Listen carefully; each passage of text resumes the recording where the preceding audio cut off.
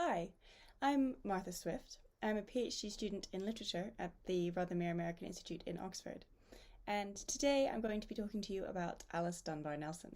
During her lifetime, and for much of the 20th century, the American writer, poet, journalist, educator, and activist Alice Dunbar-Nelson was overshadowed by the literary reputation of her first husband, Paul Laurence Dunbar. She struggled to negotiate between the marital expectations placed on women in turn-of-the-century America and her independent writing career. Her fiction, poetry, and personal papers also reveal complex, nuanced, or ambivalent interpretations of race and ethnicity, as well as gender and sexuality. In this short lecture, we'll see how her biography intersects with important cultural and political movements in the United States, including the local color movement and the Harlem Renaissance of the 1920s and 30s. We'll consider how questions of racial identity and gender are raised in her short stories, and suggest ways to explore papers in her archive at the University of Delaware. Dunbar-Nelson was born Alice Ruth Moore in New Orleans in 1875.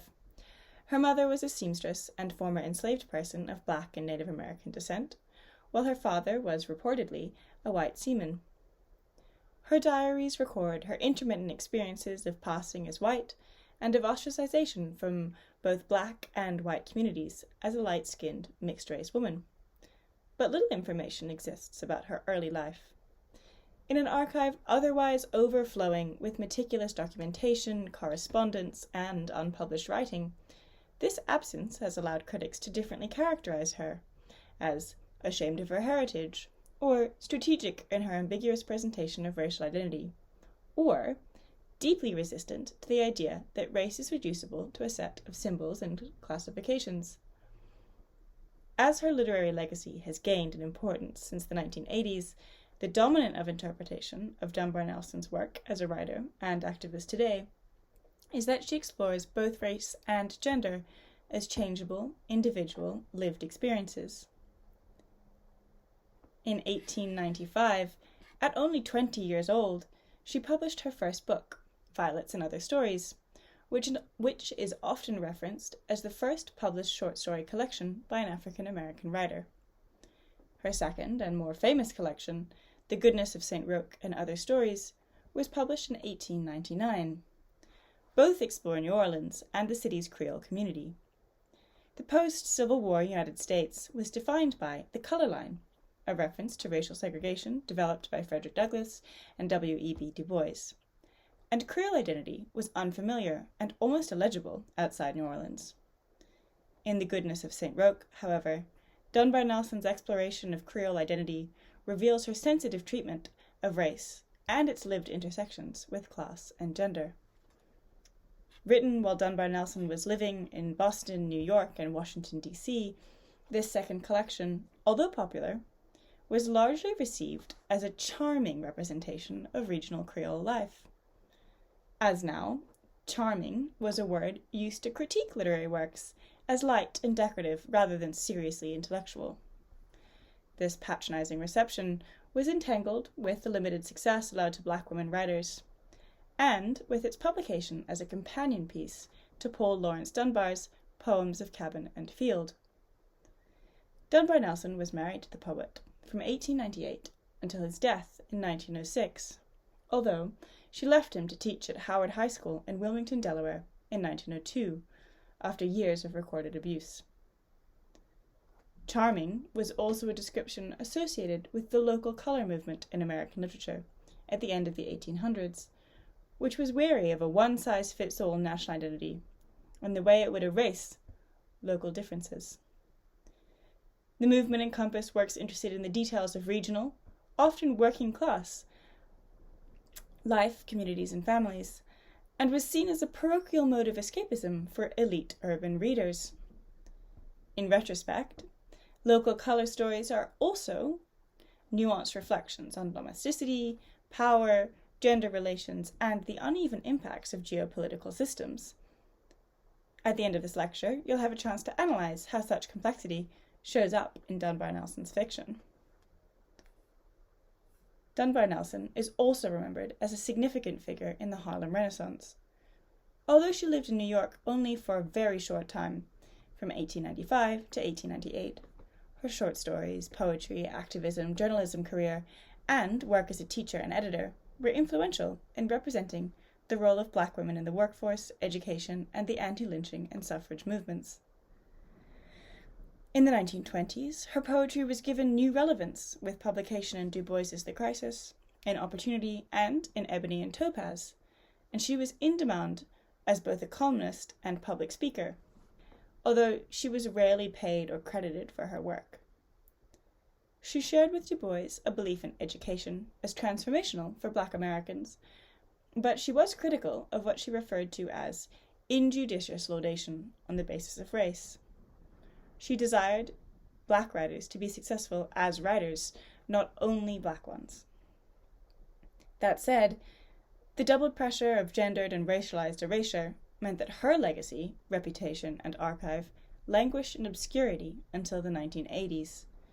It wasn't until almost 50 years after her death that Akasha Gloria Hull restored public and scholarly attention to the impact of her writing and activism and uncovered evidence of her queer relationships with other Black women, including Howard High School principal Edwina B. Cruz, activist Faye Jackson Robinson, and artist Helene Ricks London. However, despite Dunbar-Nelson's active engagement with race and gender politics in her public life and career as a journalist, Hull widely criticized her writing and characters as aracial, meaning lacking identifiable racial content. She saw Dunbar-Nelson as insufficiently concerned with the lived experiences of Black women. This description has haunted Dunbar-Nelson's legacy until very recently. In 2016, Legacy, a journal of American women writers, published a special edition on Dunbar-Nelson that sought to redress this categorization. The contributors challenged Hull's aracial critique in two significant ways. First, several of the essays questioned the demand for racialized and gendered authors to write always about their authentic experiences. Secondly, each piece explored different ways in which Dunbar-Nelson's representation of race offered a more complex dynamic than the binary idiom of the color line opposing black and white, instead dissecting its construction and its intersection with concurrent experiences of class and gender. Many of these essays also call attention to the fact that works explicitly exploring racism and oppression were rejected as inaccessible by publishers in the early 20th century, a dynamic exacerbated by Dunbar-Nelson's status as a Black woman. In this vein, this brief lecture has pointed to some of the many biographical and contextual reasons to revisit Dunbar-Nelson as a writer of race and gender. We've briefly covered her biography, and particularly her association with the local colour movement and the activism of the Harlem Renaissance, as well as the way in which Dunbar-Nelson's fiction has the capacity to change contemporary understandings of these movements and their motivations. However, many qualities of her writing and much in her archive remains to be explored, which leaves an opportunity for you to learn more about Dunbar-Nelson as a writer and a historical figure.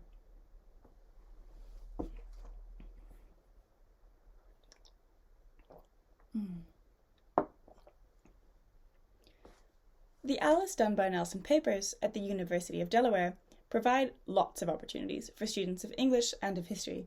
So depending on your subject, there are two activities you can try to learn more about Dunbar-Nelson.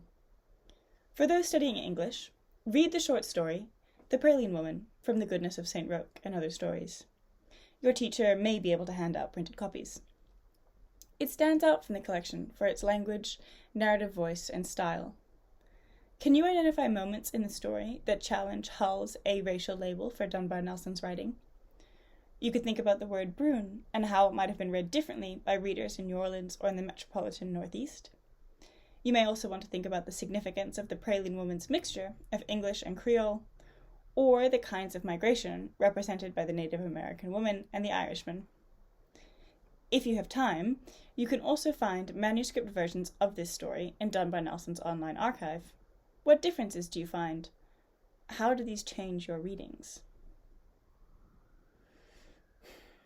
For those studying history, visit the Alice Dunbar-Nelson papers in the Delaware Digital Archive. Can you find sources to help answer the following questions?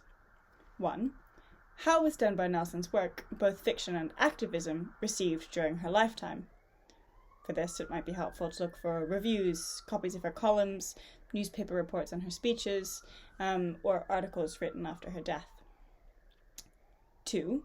Based on her correspondence with Robert Nelson, editor of the Washington Eagle, how did Dunbar-Nelson deal with the constant struggle to make money from her writing?